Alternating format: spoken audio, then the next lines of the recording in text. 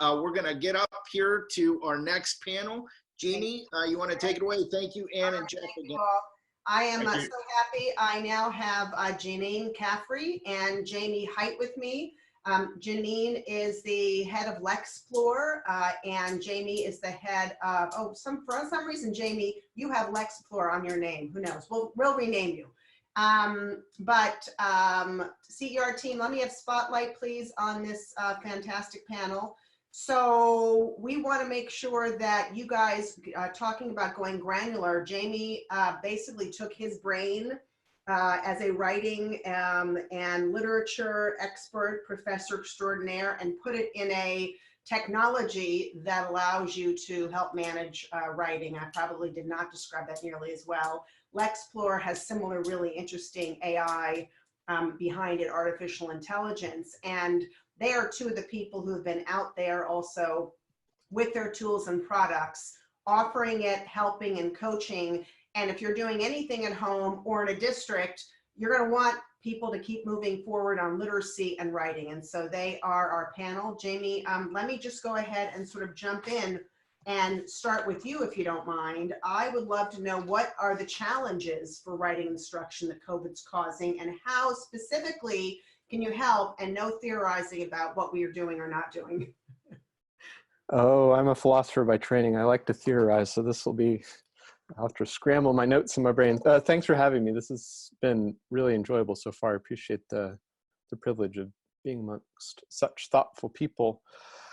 So yeah, the challenges for writing are, it's kind of like an extra set of challenges on top of a obviously massive challenge with this COVID catastrophe we're dealing with. And that's that writing is labor intensive to learn, and students need that kind of focused attention with what they do, right? They go home, they write the paper, the teacher's going to help them understand if they did a good job or not. So if students are not in schools, how do you replicate that face-to-face dynamic? And, you know, my fun stat that I've settled on with respect to the scope of this problem is that in the spring semester, the amount of time spent grading for all the papers that should get written is the equivalent of roughly 150 years of human time. And the amount of face-to-face engagement with students that will occur in the classroom is about 100 years. So set aside the grading weight for just a second. How do you replace 100 years worth of time when you're not allowed to meet anywhere? And that's what Ecree does. It provides something that mirrors that human engagement with students, and it can deliver that engagement to the end user. You know, there's been a lot of questions about accessing this platform or this service. We built Ecree to be accessible from any device. So how do you get to Ecree? You use your phone, and a shocking number of students actually do punch out long form essays on their phone. I still don't understand that, but I'm a bit further on in age, I suppose, so my own shortcoming. But there's unique challenges in writing instruction, and that's what Ecree is here to talk about, is that we have a unique solution and a powerful solution to fill in that specific gap. And Jamie, sorry to take myself on mute. So what age groups are you getting? Are you talking to parents? Are you talking to teachers? Is it just Ecree to students? Can they download it?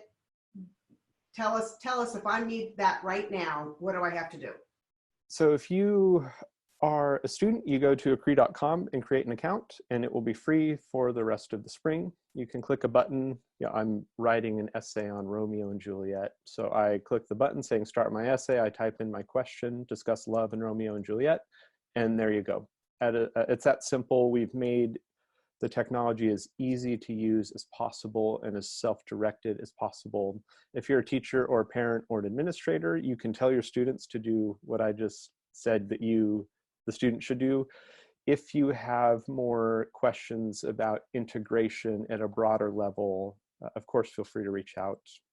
You know, as with the other experts, we spend a lot of time thinking about these sorts of questions, and I'm more than happy to get on the phone with anybody. It's happy to share the knowledge and work together to explore ways that you can integrate this technology into a broader context, like a learning management system or district platform, et cetera. Okay, and I'm going to come back to you in a minute to talk to you a little bit more about how, kind of demystify how it works. Like, how could I really learn to write if I'm not standing next to my teacher? But I want to bring Janine in to talk about, Janine, what you're seeing in what's happening right now. What specifically, does Lexplore do? Who are you serving? How can other people think about Howard Fuller's example of the parents and teachers in Milwaukee? What do we need to know? Yeah, so thanks for having me, Jeannie. And the kind of motto we're operating by right now is do everything from where you are with what you have. And so we are working on helping parents. All of us at Lexplore are finding ourselves in, or almost all of us have children at home. I am homeschooling my 6-year-old granddaughter who is learning to read right now. So being a grandparent in this situation has been really interesting for me. What I learned very quickly is that 6-year-olds really can't handle Zoom teaching very well at all. And talking with a lot of my teacher friends, they've realized the same thing. You can't do a Zoom class lesson with 5 and 6-year-olds. It just doesn't work. And so what we're doing at Lexplore is we are helping parents with like little bite-sized tips for being that home educator. How do you get your schedule set up? How do you allow kids for ways to have brain breaks and those kinds of things? And what can you do at home? So we provide those basic tips. And then beyond that, we have a wonderful teacher named Janet Pedrazi, who is providing online training for parents to be the educators of their children. So how to teach them blending words, how to teach them phonemic awareness, those kinds of things to make sure that parents have tools that they can use. And we are seeing schools doing some wonderful things of repurposing tools that they have. For example, my granddaughter's school, they use Class Dojo to do morning announcements now. And they're taking the tools that they've already been using in the classroom. They happen to be using Foundations in their classroom. And so those tools that are normally teacher tools, they are now sharing with parents on their school's website. Can you say 2 minutes about those specific tools? So Class Dojo. Sure. And Foundations. So Class Dojo normally is used for parent communication as a safe way to text back and forth with parents. So what my granddaughter Jane's school is doing is they're using that as their main tool for helping to communicate with parents on a daily basis. And so the principal every day has a little video of what normally would be closed caption in the school itself, now is on Class Dojo. So he does the Pledge of Allegiance, he holds a little flag in front of it, he does the joke of the day and the weather, and I can't tell you how important that is. Jane's face just lights up when she sees her principal every morning because, everything's different. The whole world's upside down, but there's Mr. Beaumont and he's still doing the pledge, and that's how she normally starts her school day. Watching him on Facebook? How is she watching him? She watches him on the app on Class Dojo. On the app itself. Which can on be the app itself. You can be on a phone. It doesn't matter. Doesn't matter. We do it on the phone. We do it on the laptop. Whatever we have. So Class Dojo has been really important. Foundations, which a lot of schools already use, they have tools for teachers. They have videos. They have worksheets. They have little phonemic awareness tools that they use, and those can be made available for parents. So if you're a parent out there and you haven't gotten access to those kinds of things, you should be demanding that. We're lucky in that Jane's school has just uploaded all of that stuff right on their website, so parents can get a hold of the videos and the instructional materials that they need in order to teach the kids. And then the other thing I'll say that's really super important is that they're using those tools as a little bit of a tracking of who needs what. And so, for example, this week, the kids are working on silent E. And so every day there's a different letter that uses the silent E, and you have to post a picture. You're supposed to post a picture of your child just doing this one little activity. And that allows the teacher to figure out, okay, who needs my help? So she knows Jane's fine, but there might be another child in Jane's class who doesn't have a parent at home who's doing these things. So the teacher can directly reach out to those parents who really need help. And again, demystify it for us. And I want to go bring Jamie back in. How does this specifically work? So if I'm going, you know, and it's fantastic to hear the perspective about some of the other tools. And again, to Howard's recommendation, we'll kind of combine these. But how does it specifically work with Lexplore, with the tools that you have? Can I use Lexplore to teach my child to read? Can I make a connection between the district and people in my community? Can't, you know, where do we take this? Because we also have to be creating our own spaces and our own groups at this point in time. Right. So we're trying to integrate with all of the other tools that are out there. And so what we're doing at Lexplore is this collection of videos that appear on our social media sites. Parents can go on and they can learn how to teach their kids at home through the content that we've developed at Lexplore. Looking forward, the AD part of this, what we are very excited about is that we're going to be able to help states and districts and individual schools and parents understand where their kids are. Because think about this, now most schools are not going to be in session for the rest of the year. Most state assessments have been canceled. So what happens at the beginning of next school year? And we need to know where all these kiddos are. How many kids are struggling with reading? Reading has already been this huge challenge. We already know we're way behind.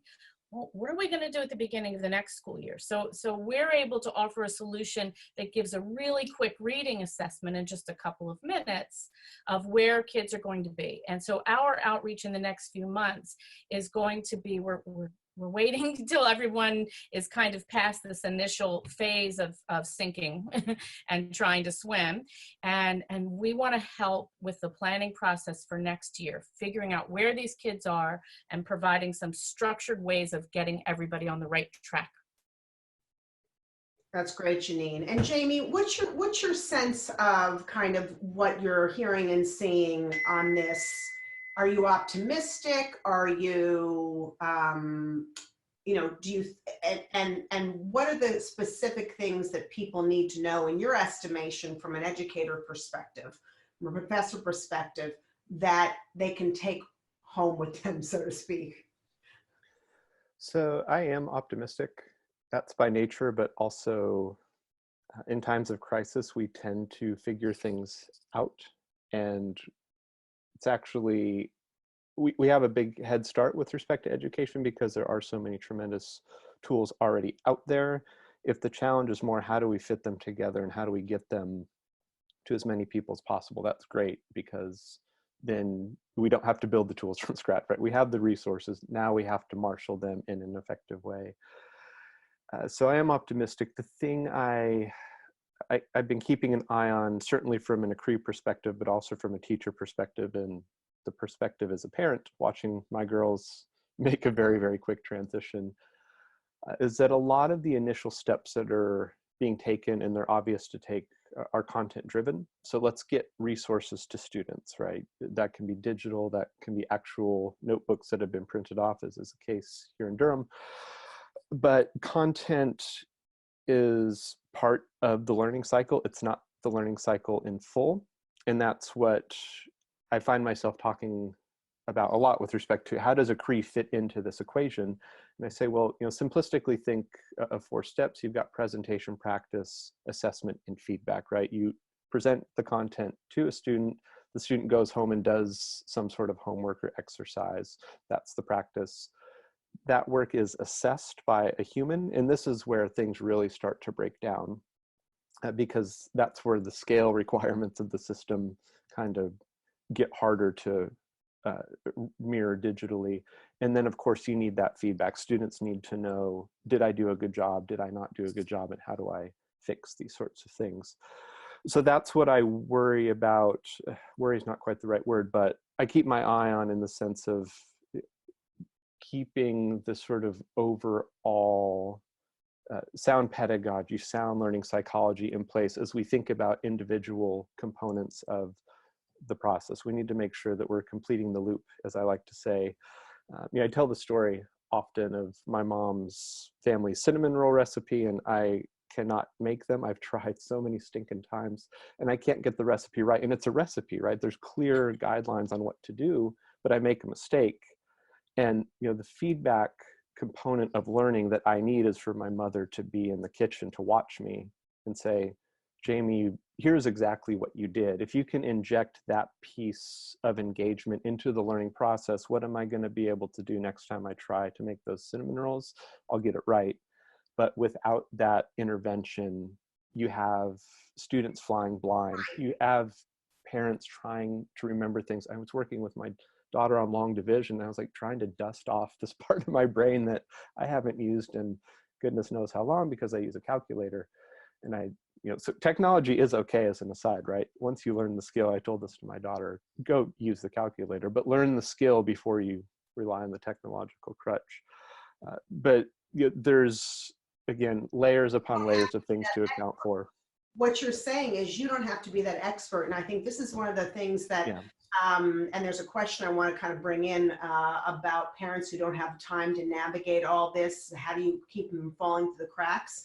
I think there's two levels of thought. There's like, isn't this great? There's all these resources and parents who have time can teach them.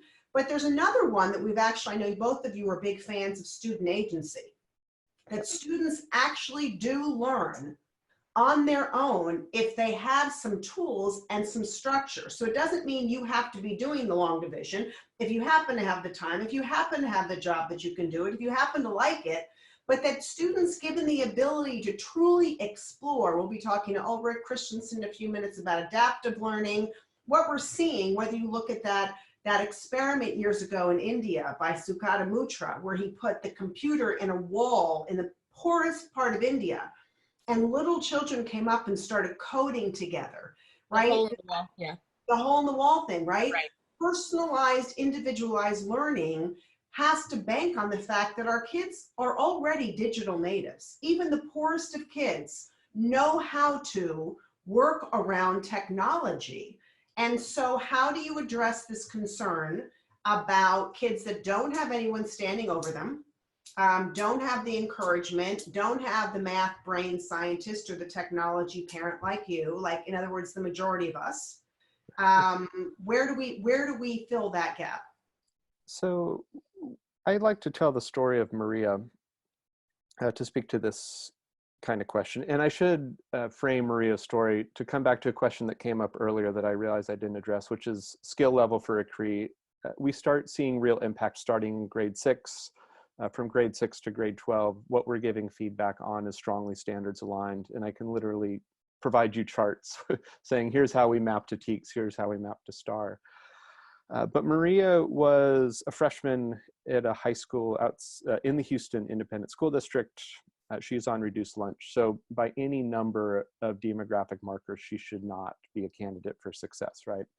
And with almost no guidance from her instructor, her paper that came in as an F ended up as a 97. She currently holds the record for most distinct drafts completed on a single assignment with 94. And we gave her the technology. Right? We didn't sit her down for hours and hours and say, here's how you do this, then do this. We just gave them access and look what happens, right? One, students are digital natives, so they understand things and they will naturally navigate through platforms. And two, students are incredibly hungry if you give them support and things that are specifically helpful. And three, students are humans, and like all of us, they're going to adapt and excel if they have the right resources. People understand what's going on, and give them good stuff, they're going to solve problems probably faster than we all expect. Are you getting people asking you to help you do that? Precisely that. Give me the information, give me the tools. Yeah, I'm pretty busy for sure because we provide help for something that is a crucial part of education, especially for K-12 students. And as I mentioned earlier, I really am happy to help. Drop me a note. We'll find time to chat. It might be a couple days because there's only so many hours in the day. I wish I could scale. I don't. But happy to get on the phone and share what we have learned and how we think about things. All hands on deck sort of approach is how I think about the crisis. Absolutely. Janine, what's your take on what we were just talking about, kind of access and kids, and what are we doing for the, equity keeps coming up, and it should, and we have to solve it. Is there a but? Is there an and? Well, I've seen some really wonderful examples of that lately. A couple of schools in Newark, and I can't point you directly to them because I've been reading so much about different places, but a couple of schools in Newark, New Jersey, high poverty school district, and they're pairing families together who, maybe there's a really good reader in one family that is helping another one. So as I said before, 5 and 6-year-olds don't do well in a group Zoom class with a teacher. They do really well paired individually with one other student, maybe a little older, a little further along in the reading development process. So that's happening. Reading Horizons, which is a wonderful reading company, they, on their Facebook page, it's a page that I subscribe to, and I found there are children who are doing video lessons for other children on their website, which is really, really cool. So we have kind of these little one-room schoolhouses in a lot of our families that have multiple children, or maybe neighbors have banded together, in a limited way that they can, or families through technology are working with one another. There are students at MIT, for example, who are providing free tutoring. So anytime that you have heterogeneous groupings of children who have a little bit higher level skills than other children, having them tutor each other, that's the best way anyway. Heterogeneous groupings, we know, work better than homogeneous groupings. So this is a great time to lean into some of that research and get kids to help one another learn the things that they do want to learn. Do you think it's possible, and what do you, I have 2 questions. Do you think it's possible for students to make progress in this difficult time?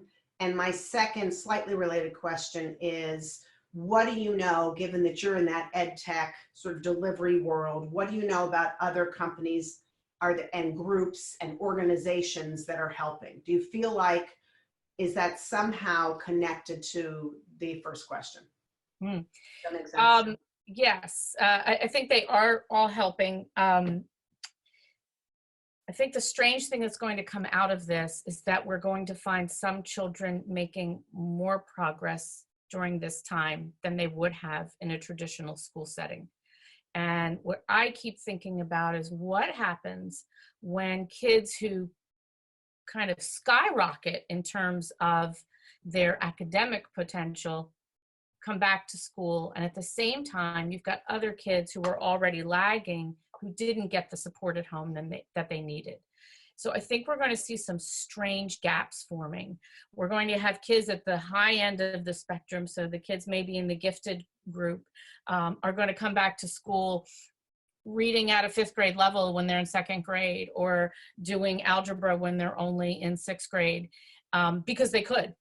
And so now we have this place that although none of us really wants to be isolated, you've got children who are dealing with this myriad of bullying and social issues in school, and now suddenly they're sheltered from all of that and they can just focus on their academics, and you're going to see their academic skills go through the roof.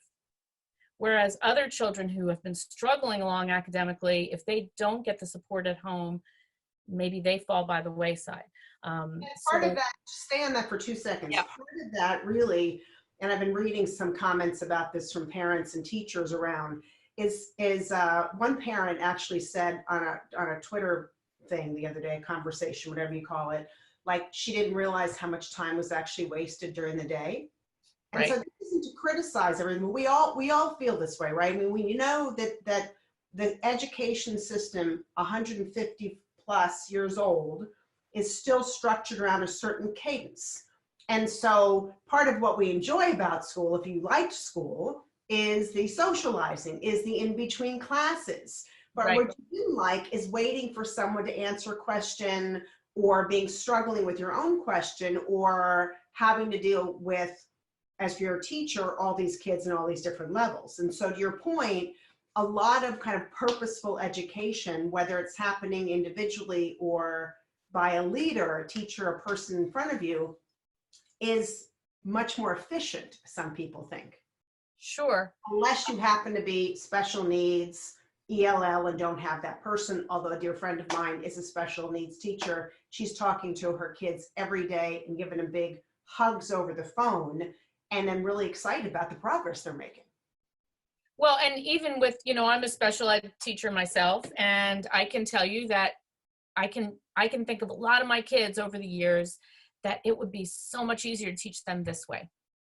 So I did home education for part of my career as well, and I found that the academic gains I was able to make with special needs kids in an isolated setting were much bigger than in the group setting, because you're not having to navigate the social emotional stuff that you have to navigate when you have groups of children in a classroom. So it can go both ways. I'm hoping what comes out of this is parents are going to really raise their voices in a very big way, because now they know. I know what my kid can do, and I know what my kid can't do. I know what you're providing and what you're not providing. I know what this curriculum should be, because I've had to research it for the last 5 months. And so I'm really, really hoping that this is a springboard for parents to start making the kinds of demands of our educational system that they should be. Jamie, what do you think? I mean, I'm not sure I can add much. It was all said so well just then. So yeah, I'll just say I agree that this is going to lead to good change, and it's going to draw stakeholders in who aren't either thinking about what education should look like moving forward, or are only thinking about it to some degree.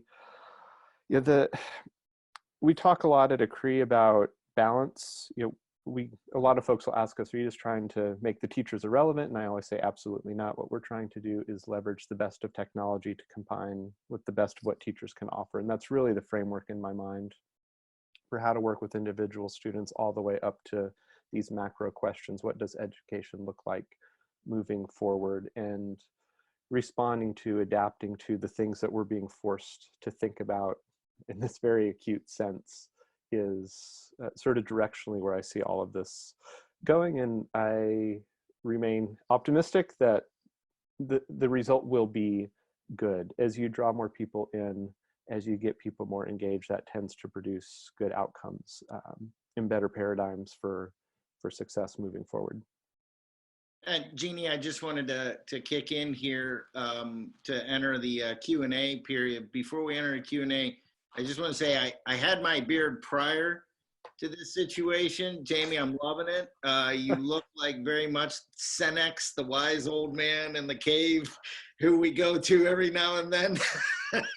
And Janine, thank you. The two of you have touched on something, because we're getting a lot of thank yous. We're getting a lot of thank you for pointing these things out. Thank you for explaining that students can learn without having someone standing there. Thank you for the practical examples of how special needs children can learn. And I think, just for me alone, being on phone calls all day is very different from being able to go and take a walk when you're in the office after a meeting, just to clear your head. And it's kind of hitting like this. And so I can see, I have a 15-year-old daughter. I have a 12-year-old son, who both are learning online. It was easy for their schools to adapt. I know that's not the case, but watching them adapt how they have to deliver final products and how they have to be a little more innovative, but they're the ones that are thinking of it. I'm not there saying, well, you know what you should really do. They're coming up with things. So I think you're right. And I wanted to make sure that we get to questions, folks. Do we have questions out there? We have. Yes, so one of them was, what's the platform you recommend, Janine, where students can pair up, work together without the teacher? That was one, I think that was not done. Oh, so it wasn't really a platform. It was a school that was pairing children, so that what the teachers are looking at who's doing really well and who is struggling, and the teachers are pairing up families. So I would say if you're a parent in this situation, reach out to your child's teacher or reach out to the principal of the school and say, my kid's struggling in math. Is there someone, who can help me? The university I mentioned is helping high schoolers is MIT. Which is it? MIT. MIT. Okay. I Great. think Harvard might be doing it as well, Okay. but yeah, MIT specifically.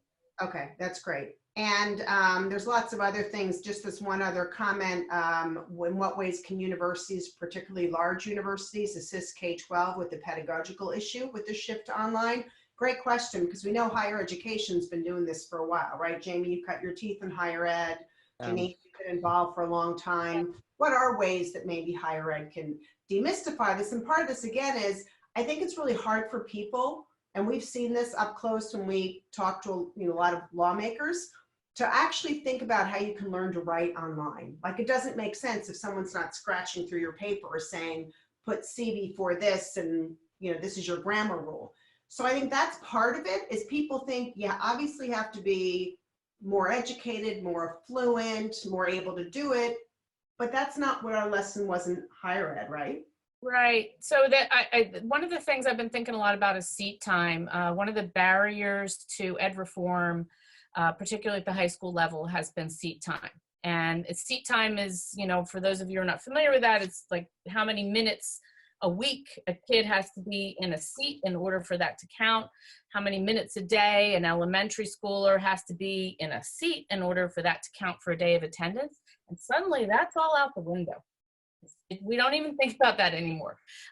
So what's going to be important in our AD world is to get post-secondary schools and K-12 to talk together, which they very seldom do, and think about what requirements we're going to put in place in order for kids to come to colleges and universities, and what requirements we're going to put in place in order for children to complete a school year, to complete high school, and really rethink this whole idea of seat time, Carnegie units, and all of those things, so we can focus on what kids are learning rather than how long their butts are in chairs.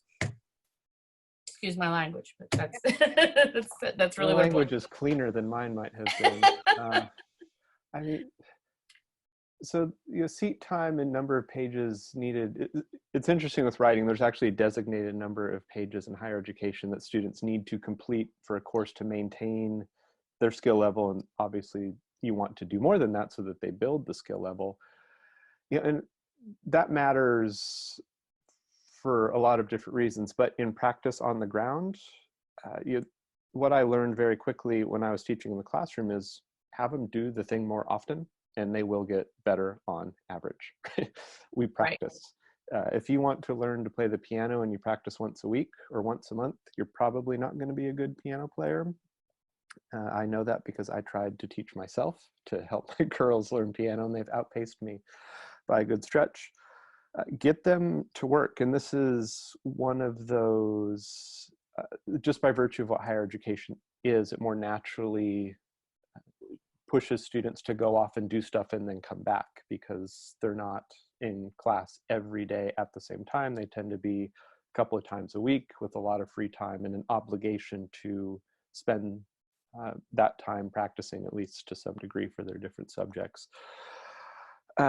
So you get them to work and provide that engagement, which again is what we sort of modeled the Ecree on. How do you just give some basic feedback loops that will help students get even more out of that practice? And then the other thing that I would add to the K-12 higher ed conversation, because we have it a lot at Ecree, because everyone in higher ed blames everybody in K-12, and then high schoolers blame middle schoolers, and middle schoolers blame higher ed. It's really tough to say whose fault it is, and that's obviously the wrong question. What's more interesting, and what I tend to do to kind of calibrate these discussions, is emphasize sort of the commonality that all of these different segments that are so easily siloed are working on together, and writing is a great example, right? 6th grade standards for North Carolina's state tests look an awful lot like the rubric for my intro to philosophy classes that I used to teach up in Princeton. The core skills are the same, the complexity changes, but reminding folks that not only are we in this together, but we're working on the same type of stuff. It's a continuum. You don't chop up the line and then refuse to look over the wall. Understand that we're all on sort of the same trajectory, and students should not be thought of as individuals that stop learning or go through this major transition between grade 8 and 9, right? They Well, don't stop and think in that way, so we should not think in that way. And I think that there's an equal interest, if you will, in both how do we do this, how do we get it done, and these policy questions of seat time. Will that ever go away? How do we get the money to flow? I mean, we're seeing this in the chat, we're seeing these conversations.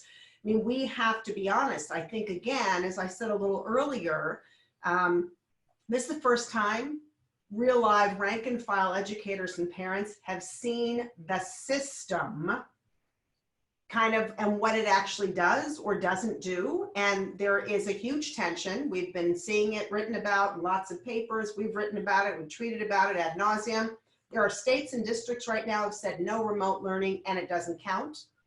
You know, there's a teacher that, you know, sent a note to my daughter last night saying that I had to call 33 parents to tell them that their kids had not handed in their non-graded, non-essential work. Well, what do you expect, right? If it's non-essential and non-graded, my kid's not going to do it. The most motivated kid's not going to do it. And so part of this is policy issues, not demanding, having districts that aren't looking at the tools and services, because Lord knows they have enough people that can get online like we are now. And I'm just being really blunt. And then there are districts and states like Gina Raimondo in Rhode Island who said, we're open for business. We're going to educate our kids no matter what. And she absolutely expects that people are going to be doing it. So you have, how will we change the fact that right now we're not in classes and will seat time ever really go back to what it was, which is we're counting butts in chairs, versus are we going to learn about this learning process in a better way so that there's actually more power on the part of rank and file educators and parents to do something. It doesn't mean they have to all turn into experts, right? But we have to surface these issues now, not because we are abusing this situation, but because this situation is a result of not being prepared for transformative education. And on that note, okay. Janine, Jamie, thank you so much for joining us as well. Your knowledge, experience, and practical solutions have been extremely helpful to everyone on board.